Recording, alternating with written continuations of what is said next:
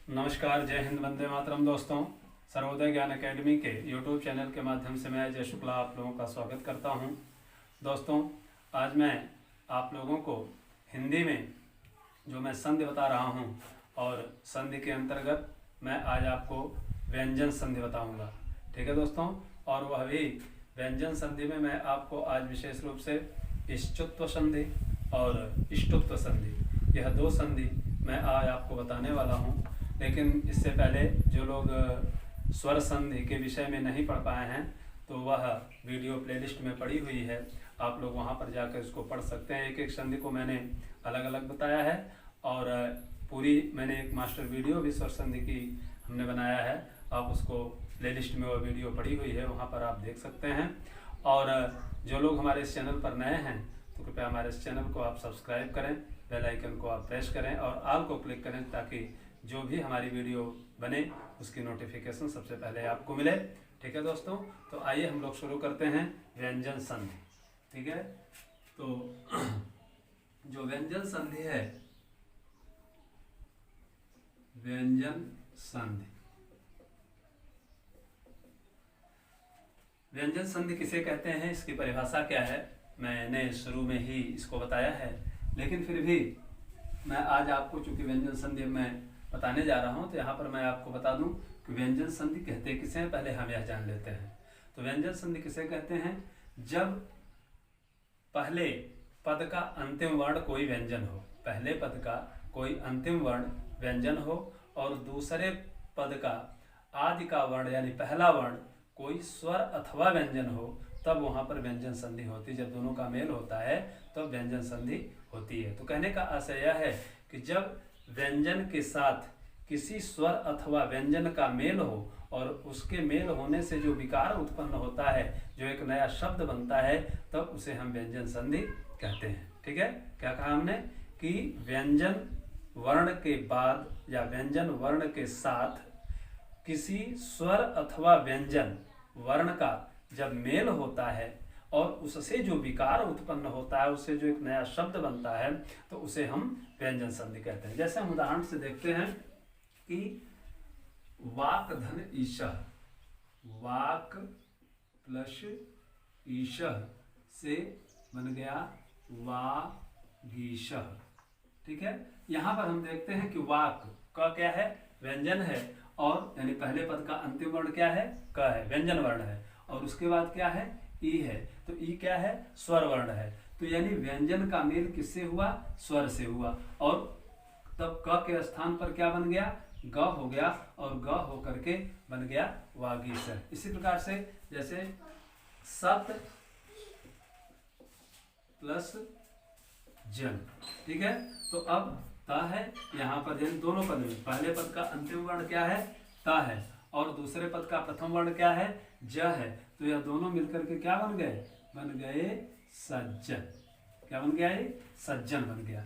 यानी कहने का आशय यह है कि व्यंजन संधि वही होती है जहां पर कि पहला पद, पहले पद का जो अंतिम वर्ण हो वह कोई व्यंजन वर्ण होना चाहिए, और दूसरे पद का जो प्रथम वर्ण है वह स्वर भी हो सकता है और व्यंजन भी हो सकता है। ठीक है ना, तो इस तरह से यह व्यंजन संधि की परिभाषा हो गई। और इसके बाद अब मैं आपको बताता हूं कि जो व्यंजन संधि है, उस व्यंजन संधि के कई भेद होते हैं, बहुत भेद हैं, करीब 14-15 भेद हैं। लेकिन यहाँ पर जो परीक्षा में प्रायः पूछा जाता है, जो बहुत महत्वपूर्ण होता है, या जो उसके महत्वपूर्ण जो नियम है, रूल्स हैं, मैं उसको आपको मैं बताऊंगा। तो पहला जैसे होता है इसका इष्टुत्व संधि है, इष्टुत्व संधि है, चरत्व संधि है, ठीक है, अनुस्वार संधि है, और भी इसके कई संधि हैं, कई भेद हैं इसके। तो मैं एक एक भेद को मैं आज मैं चर्चा करूंगा, मैं आपको बताऊंगा। आज मैं जो आपको बताने वाला हूं मुख्य रूप से वह इष्टुत्व संधि और इष्टुत्व संधि। ठीक है, तो आइए हम लोग सबसे पहले देखते हैं इष्टुत्व संधि। ठीक है, इष्टुत्व संधि, इसका सूत्र होता है स्तोह इश्चुनाश्चु, स्तोह इश्चुनाश्चु, यह इष्टुत्व संधि का सूत्र है। ठीक है, स्तो इश्चु नाश्चु। अब देखिए इस सूत्र को जब आप समझ जाएंगे तो आपको किसी प्रकार की दिक्कत नहीं होगी इस शुद्ध संधि को समझने में। स्तो का अर्थ होता है, देख रहे होंगे, आधा सा है छोटा वाला, यानी जिसको हम दंत स कहते हैं, और उसके बाद तो है, तो का मतलब त, ठीक है। तो यानी स्तो का तात्पर्य हो गया छोटा वाला स, और तो का अर्थ हो गया त वर्ग, यानी त, थ, द, ध और न, ठीक है। ये तो स्तो का अर्थ हो गया। इसके बाद है इश्चु, तो इश्चु का अर्थ हो गया बड़ा वाला श, फिर च, छ, ज, झ और इ, ठीक है। ये 5 वर्ण हैं। इतने बस इसमें हमको समझना है कि स्तो इश्चुनाश्चु में स्तो का अर्थ है छोटा वाला स, जिसको हम दंत स कहते हैं, ठीक है। और तो का अर्थ है त वर्ग, त, थ, द, ध, न, 5 वर्ण। और इश्चु का अर्थ है बड़ा वाला स, जिसको संयम वाला स कहते हैं हम लोग, और च है, यानी च, छ, ज, झ, इया, यानी यह 5 वर्ण, यानी 6 वर्ण स्तो में और 6 वर्ण इश्चु में। अब ये तो क्लियर हो गया स्तो का तात्पर्य क्या है, इश्चु का तात्पर्य क्या है। तो अब आइए हम लोग नियम देखते हैं। तो स्तो और इश्चुनाश्चु का अर्थ है कि स्तो यानी स, त, थ, द, ध, न के बाद जब क्या आए, इश्चु आए, यानी स, च, छ, ज, झ, इया, इनमें से कोई वर्ण आए तो इश्चु के स्थान पर स्तो के स्थान पर इश्चु हो जाता है। यानी स्तो के स्थान पर इश्चु होता है, लेकिन इश्चु कब होता है, जब स्तो के बाद इश्चु आता है।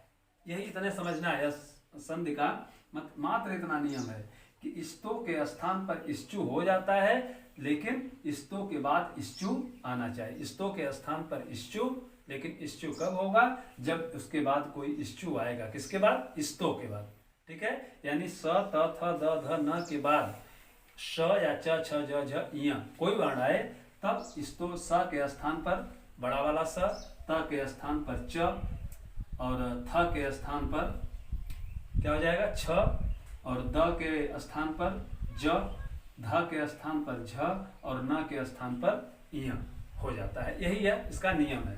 तो हम लोग इसका उदाहरण देखते हैं, उदाहरण से हम इसको आसानी से समझ सकते हैं। इतनी बात तो आप लोग समझ गए होंगे। अब आइए हम आपको उदाहरण से समझाते हैं कि कैसे जो है यह हो रहा है, ठीक है ना। तो आइए हम देखिए इसको, देखें। जैसे हमने आपको बताया कि स्तो के बाद इश्चु आना चाहिए, तब स्तो के स्थान पर इश्चु होगा। जैसे रामस सपरहलन प्लस रामस धन शेते। अब यहां पर देखिए रामस प्लस शेते है ना, तो रामस स में छोटा सा है, उसके बाद शेते बड़ा सा है, यानी पहले पद का अंतिम इस्तो है, यानी स है, और दूसरे पद का प्रथम क्या है, इश्चु है। तो अब यहाँ पर सूत्र के अनुसार इश्चुत्व संधि के जो सूत्र है स्तो इश्चुनाश्चु, तब स्तो के स्थान पर यानी स के स्थान पर क्या हो जाएगा, इश्चु हो जाएगा। तो अब ये स है तो स के स्थान पर क्या होगा, बड़ा वाला स हो जाएगा, और बड़ा वाला स होकर के बन जाएगा रामस शेते, ठीक है। क्या बन गया, रामस शेते, ठीक है। इसी प्रकार से देखते हैं रामस प्लस चिनोति, ठीक है, रामस प्लस चिनोति। अब यहां पर देखिए रामस स्तो है स, ठीक, और इश्चु क्या है, चिनोति का च है, ठीक है, इश्चु है, च वर्ण है। तो अब स के स्थान पर क्या हो जाएगा, यानी बड़ा वाला स हो जाएगा, ठीक है। तो हो जाएगा, शब्द आपका बन जाएगा यहां पर रामस चिनोति, ठीक है। शब्द क्या बन गया आपका, रामस चिनोति, ठीक है ना। अब इसी प्रकार से देखिए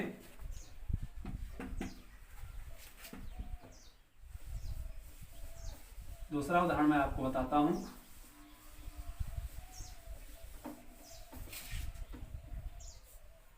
सत प्लस चित, क्या है, सत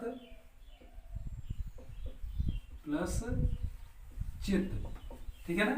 अब सत प्लस चित में सत में क्या है, त, स्तोह का त है, और चित में इश्चु का च मिल गया, तो अब त के स्थान पर क्या हो जाएगा, त के स्थान पर आपका बन गया च, तो च होकर के बन जाएगा आपका सचित।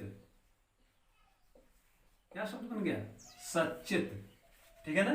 सत प्लस चित, तो त के स्तोह का त और इश्चु का च, तो अब त के स्थान पर च होकर के बन गया सचित, ठीक है ना। इसी प्रकार से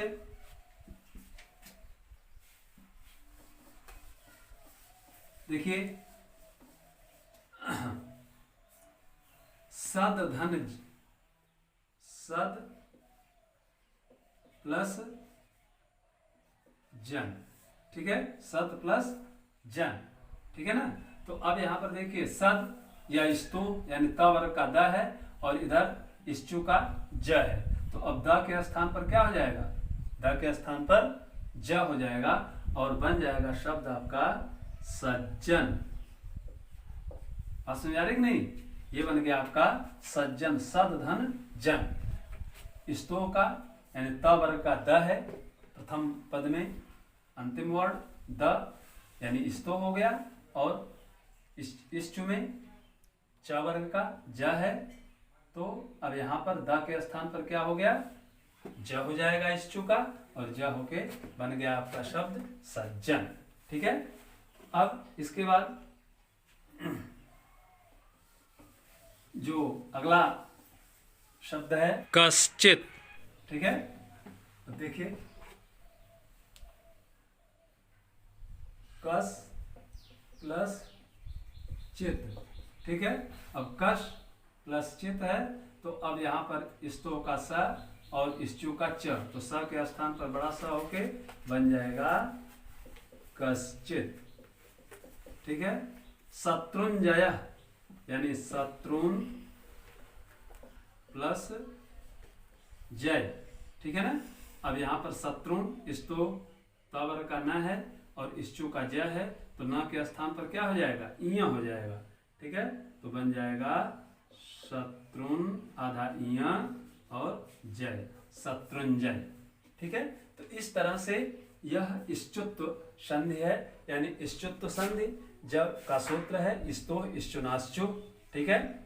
यानी स्तोह के बाद कोई इश्चु आए तो स्तोह के स्थान पर इश्चु हो जाता है, यानी स तथा दधा न, स जो छोटा वाला स है और तथा दधा न के बाद जब बड़ा वाला श और च छ ज झ इया आता है, तो स के स्थान पर यानी छोटे वाले स के स्थान पर बड़ा वाला स यानी तालव्य स हो जाता है, और त के स्थान पर च हो जाता है, थ के स्थान पर छ हो जाता है, और द के स्थान पर ज हो जाता है, और ध के स्थान पर झ हो जाता है, और न के स्थान पर इया हो जाता है। यही इश्चुत्व संधि है, ठीक है। अब आइए हम लोग देखते हैं कौन सी संधि, इष्टुत्व संधि।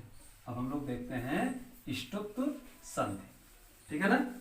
तो इष्टुत्व संधि क्या है, ठीक इष्टुत्व, दोनों संधि मैं आपको इसीलिए एक साथ बता रहा हूं क्योंकि दोनों में बहुत ज्यादा अंतर नहीं है। इष्टुत्व और इष्टुत्व संधि में बहुत ज्यादा अंतर नहीं है, यानी इष्टुत्व संधि, इष्टुत्व संधि, ठीक है ना। इसका सूत्र है इष्टुनाष्टु, सूत्र बहुत छोटा सा है, इष्टुनाष्टु, बस इतना सा सूत्र है। और उसमें आपने क्या पढ़ा, इष्टुत्व में स्तोह इष्टुनाष्टु, तो अब यहाँ पर सूत्र यहाँ पर है इष्टुनाष्टु। तो इस सूत्र को या इस संधि को समझने के लिए हमें जो इष्टुत्व संधि है उसका स्तोह जो है हमें वहां से लेना होगा, तभी हम यह सूत्र आसानी से समझ पाएंगे, ठीक है ना। तभी हम इस सूत्र को आसानी से समझ सकते हैं, यानी तब यह सूत्र बन जाएगा आपका स्तोह इष्टुनाष्टु,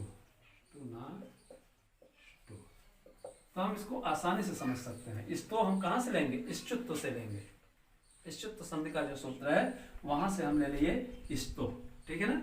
अब यहाँ पर देखिए कि यह सूत्र क्या कहता है इष्टुत्व संधि का, कि जब स यानी छोटा वाला स, दंत स और त, तथा दधा न के बाद कोई इष्टुत्व है यानी खटकोण वाला स जिसे हम कहते हैं पीठफरवा श, ठीक है, मूर्धन्य श, मूर्धन्य श, और ट ठ ड ढ अड़ ये आए तब स्तोह के स्थान पर इष्टु हो जाता है, यानी खटकोण वाला श ट ठ ड ढ अड़ यह हो जाता है। ठीक है ना। यानी अगर स है, दंत स है तो उसके स्थान पर मूर्धन्य स, और त है तो उसके स्थान पर ट, थ है तो उसके स्थान पर ठ, द है तो उसके स्थान पर ड, ठीक है, ध है तो उसके स्थान पर ढ, और न है तो उसके स्थान पर ड़ हो जाता है। यही है इष्टुत्व संधि। ठीक है। तो इसका सूत्र है इष्टुनाष्टु, और स्तोह को हमने समझाने के लिए आपको ले लिया कहां से, इष्टुत्व संधि से, स्तोह इष्टुनाष्टु से ले लिया। ठीक है ना। अब आइए देखते हैं उदाहरण। इसका एक एक उदाहरण फिर मैं आपको बता रहा हूं।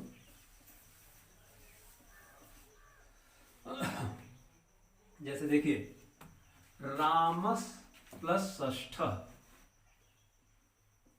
रामस प्लस षष्ठ, ठीक है ना।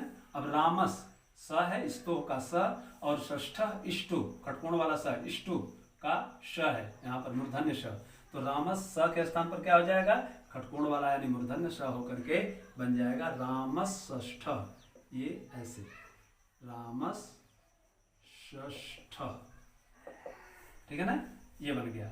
इसी प्रकार से रामस प्लस टीकते, रामस प्लस टीकते, ठीक है ना, रामस प्लस टीकते।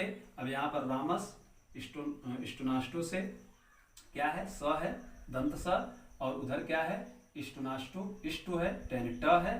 तो अब स के स्थान पर क्या हो जाएगा, खटकोण वाला यानी मूर्धन्य श होके बन जाएगा रामस टीकते। क्या बन गया, रामस टीकते,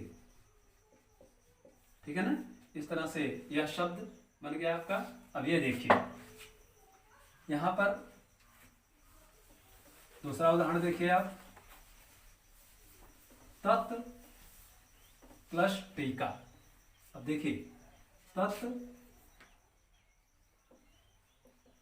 प्लस टीका, ठीक है ना, तत् टीका शब्द क्या बनेगा, तट्टिका, यानी तत् त है यानी स्तोह का त, और टीका का इष्टु का ट। तो त के स्थान पर क्या हो जाएगा, इष्टुत्व संधि में इष्टुनाष्टु से त के स्थान पर ट हो जाएगा, और ट होकर के बन जाएगा आपका शब्द तट्टिका, ठीक है ना। क्या शब्द बन गया, तट्टिका। इसी प्रकार से पत प्लस टीका, ठीक है, यह शब्द आपका बन जाएगा पट्टिका, ठीक है। पत प्लस टीका, त स्तोह का त, और इधर आ गया आपका इष्टु का ट, तो त के स्थान पर ट होके बन जाएगा पट्टिका, ठीक है ना। फिर आगे देखिए, अब दूसरा उदाहरण मैं आपको बता रहा हूं। जैसे